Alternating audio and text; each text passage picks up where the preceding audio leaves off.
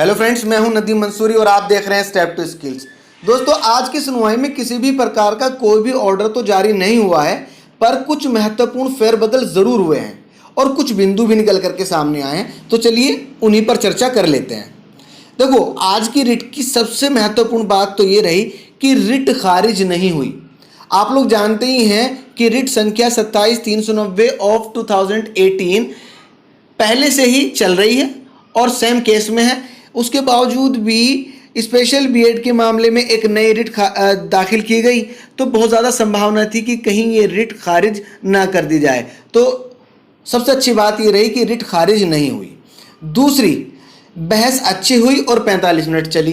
देखो, जबकि रिट पहले से ही मौजूद है दूसरी पुरानी वाली, लेकिन उसके बावजूद भी कोर्ट ने बात को अच्छे से सुना और समझा। 45 मिनट बहुत होते हैं, 45 मिनट तक मामले को समझा और बहुत ही गंभीरता से उस पर विचार किया। अब चलते हैं अगली बात पर। अगली बात यह है कि रिट टैग कर दी गई। जो पुरानी वाली हमारी रिट है उसके साथ में आज की नई रिट को टैग कर दिया गया। अब उससे फायदा ये होगा कि जब भी सुनवाई होगी तो जो हमारा मेन पॉइंट है वो ऊपर रहेगा।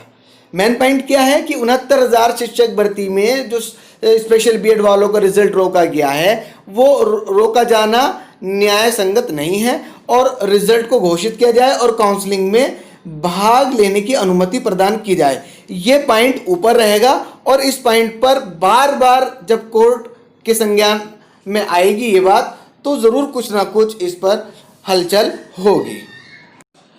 अगली बात कि 8 जुलाई जैसे एक निकटतम तारीख मिल गई।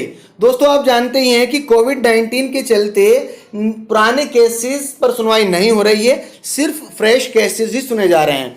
तो नई रिट दाखिल करने की वजह से 8 जुलाई जैसी एक करीब की तारीख मिल गई है, जिसपे कि जल्दी ही फिर से सुनवाई होगी और जब जल्दी सुनवाई होगी तो कोई ना कोई तो रिजल्ट निकल के सामने आना ही है।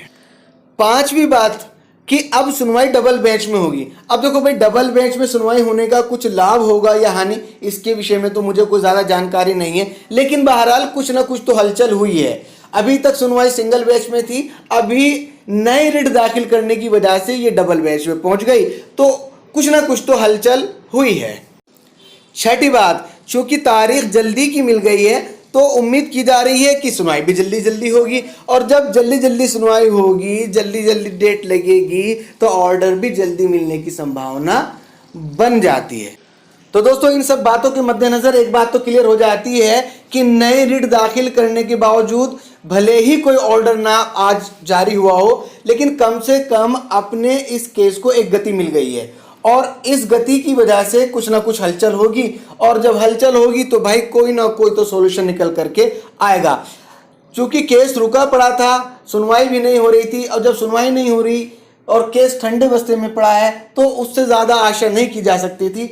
अभी डेट मिल गई है, कुछ हलचल हो रही है, कुछ सुनवाई होगी, कुछ सुने जाएंगे, कुछ तथ्य सामने रखे जाएंगे, तो कोर्ट के सामने जब कोई बात आएगी तो उस पर विचार करेगा ही। तो दोस्तों, मैं समझता हूँ रिट का दाखिल किया जाना भी बहुत ज़्यादा लाभदायक रहा है। बाकी आप लोग बेहतर जानते हैं। फिलहाल आज की वीडियो में जितना कुछ था वो मैंने आपको बता दिया। वीडियो कैसी लगी है कमेंट करके बताइए। फिलहाल विदा चाहूँगा। जय हिंद, जय भारत।